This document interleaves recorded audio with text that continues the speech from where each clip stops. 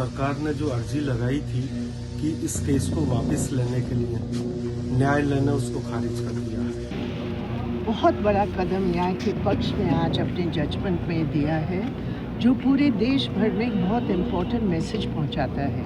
नमस्कार, आप देख रहे हैं TV9 भारतवर्ष का डिजिटल प्लेटफॉर्म और मैं हूं आपके साथ विपिन चौबे।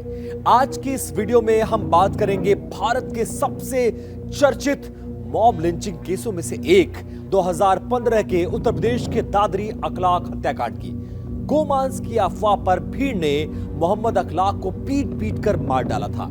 इस केस ने पूरे देश में मॉब वायलेंस पे एक नई बहस को छेड़ दिया था और आज यानी 23 दिसंबर 2025 को इस पूरे मामले में एक बड़ा अपडेट आया है।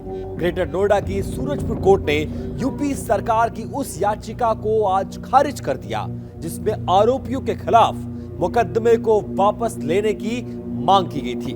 कोर्ट ने इसे आधारहीन बताकर ट्रायल को रोजाना सुनवाई के साथ तेज करने का आदेश जारी किया है। आज सूरजपुर कोर्ट ने यूपी सरकार की सीआरपीसी सेक्शन 321 के तहत दाखिल अर्जी को पूरी तरह से खारिज कर दिया है। सरकार ने अक्टूबर 2025 में मुकदमा वापस लेने की मांग की थी ताकि सामाजिक सद्भाव बना रहे, लेकिन कोर्ट ने कहा है कि याचिका महत्वहीन है और पूरी तरह से आधारहीन है। इस पूरे मामले में आरोपियों के खिलाफ पर्याप्त सबूत हैं और ट्रायल चल रहा है। कोर्ट ने ट्रायल को फास्ट ट्रैक करने का आदेश दिया और यह भी कहा कि अब इस पूरे मामले की रोजाना सुनवाई होगी और गवाहों को सुरक्षा भी मुहैया कराने के आदेश दिए हैं। कोर्ट के आदेश के बाद अखलाक की फैमिली के वकील यूसुफ सैफी ने इसे बड़ी जीत करार दिया है। विपक्ष ने सरकार के इस मूव को राजनीतिक तौर पर करार दिया है और कहा है कि यह फैसला 10 साल बाद भी न्याय की उम्मीद को जगाता है और परिवार को मामले को आगे बढ़ाने के लिए संबल देता है। अब कब क्या क्या हुआ, पूरी टाइमलाइन क्या है, वो हम आपको दिखाते हैं। स्टेप बाय स्टेप इस पूरी टाइमलाइन को समझिए। 28 सितंबर 2015 को दादरी के बिसाड़ा गांव में मंदिर से अनाउंसमेंट हुआ कि अखलाक के घर पर गोमांस है। भीड़ ने उसके घर पर हमला कर दिया और 52 साल के अखलाक को घसीटकर बाहर निकाला गया और पीट पीट कर मार डाला गया। इस मारपीट में उनका बेटा दानिश भी घायल हुआ। फॉरेंसिक रिपोर्ट में मीट को मटन बताया गया, लेकिन विवाद बरकरार रहा।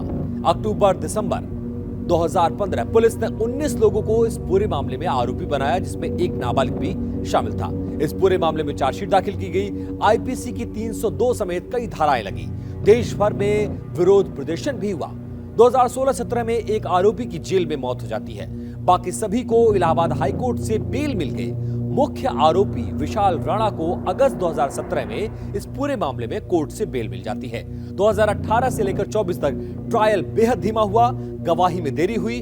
अगस्त 2025 में यूपी सरकार ने मुकदमा वापसी के लिए जो मंजूरी है वो प्रदान की और कोर्ट में अर्जी डाली। इसमें वजह बताया गया कि गवाहों के बयान में कथित विरोधाभास है और इनसे कोई पुरानी दुश्मनी नहीं है।